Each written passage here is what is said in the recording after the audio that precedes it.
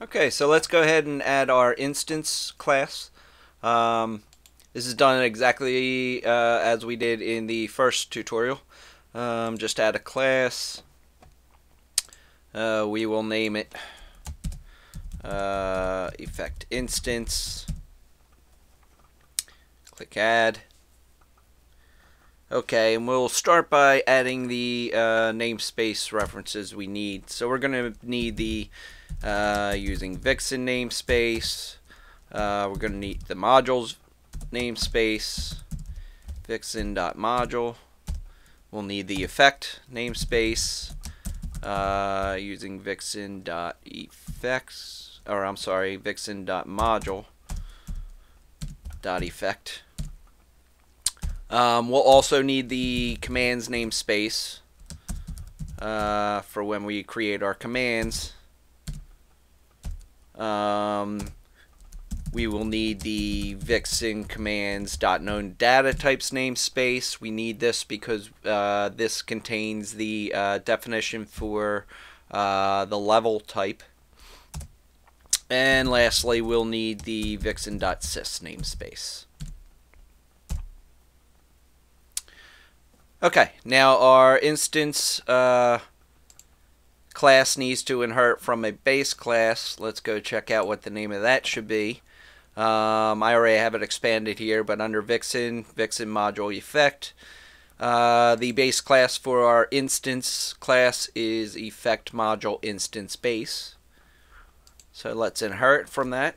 Type colon effect module instance base. Okay, let's implement that abstract class, and we have our methods that are necessary for creating this class. Now, before we discuss those, let's finish off. We need to add a reference to this in our descriptor. So I'm just going to copy the name here, go into our descriptor, go to our module class method there, and return type of and the name of our class. Okay, so that part's done. Let's go ahead and save it here, and then let's talk a little bit about the class. We're going to do most of it in the next part, but let's just at least get started. Now you'll notice there are only 3 methods that we have to fill in here. The first one being parameter values. We'll go more in depth of this later, but basically what parameter values does is this is a way for you to exchange the data for your parameters between your effect and the effect editor. As I said before, for phase 1 of our effect, we are not using parameter values. So let's just go ahead. We still have to return something in the get routine here. So let's just return null. And then in our set, we can just get rid of that. We're not gonna need that for right now. Now, as a quick description of what's going on, pre-render is where we're going to do basically all of our programming for our effect.